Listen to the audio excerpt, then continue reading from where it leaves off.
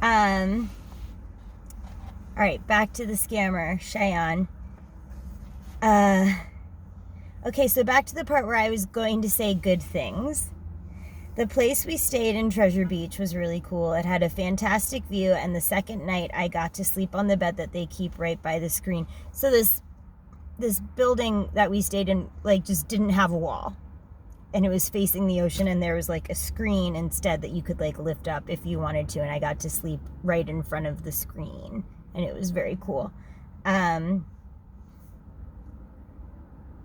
the first night, so we're at the first night, I was nervous to have to share a bed with him the first night, but it worked out. There was a second bed that the guy had taken out of the room, and he just brought it back in for me when I told him I was nervous about spending the night with a guy I'd just met. He thought we were together. I was very grateful that he brought the second bed back in.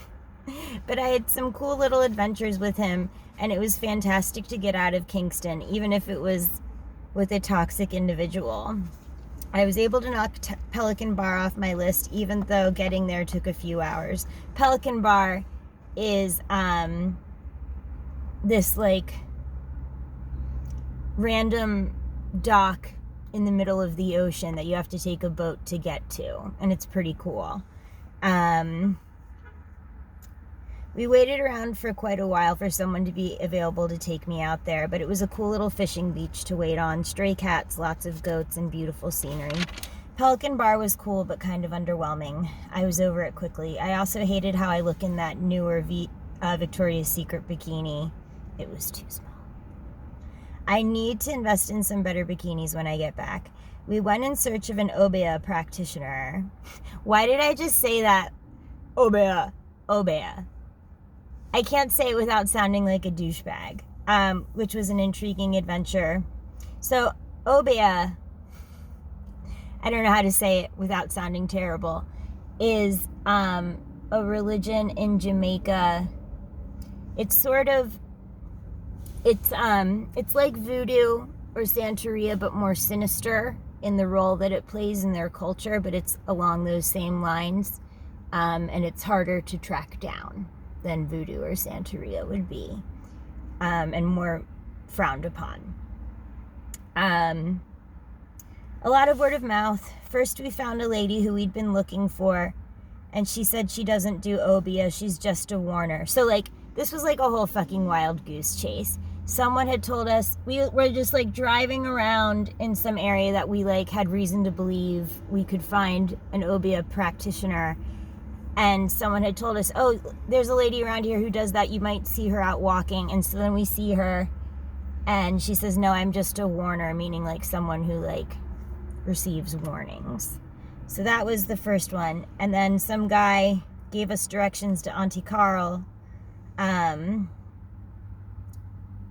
another person who does stuff. And so so a guy at Walking gave us directions to get to Auntie Carl, and Auntie Carl seems to be doing very well for herself. We had to wait a little while for her to show up, but she had a big-ass house with some big-ass dogs, and then a second, smaller, half-finished house that has her Auntie Carl logo on it. It's pronounced more like Carl with the Jamaican accent, but it's Carol. So eventually she came over to the smaller house, which seems to be more so for doing business. So we were sitting on her porch. I was totally nervous to go in the house and look for her. I'd be trespassing and wouldn't want to anger someone who does Obeah. Also, she had massive, terrifying dogs. And I explained to her that I make it a hobby to study religion, and I wasn't there to participate, just to learn and ask some questions. She explained that she doesn't do Obeah, womp, but that she works for God. She's a healer. Both Shay and I agreed that we'd still consider it Obeah, even if she doesn't, because she performs cleanses of sorts, and I think she prophesies as well. Can't remember. But she was super sweet and took me into her office, answered my questions, elaborated that while she acknowledges that they're real, she doesn't deal with the spirits you deal with in Obeah or voodoo. My God is stronger, she said. So she's working for God, according to her. But she's active in the church. I think she's been ordained in some capacity, can't remember. But she was really nice and wouldn't accept my money when I tried to pay her for her time. She showed me around her plants and her beehives, showed me some of her products. She sells honey and herbal stuff. She's approved by the FDA. Fascinating woman, but not what I was looking for. It was such an adventure to find her, though. We eventually found one, but that's a story for another time. That's enough for now. We'll leave with Auntie Carl.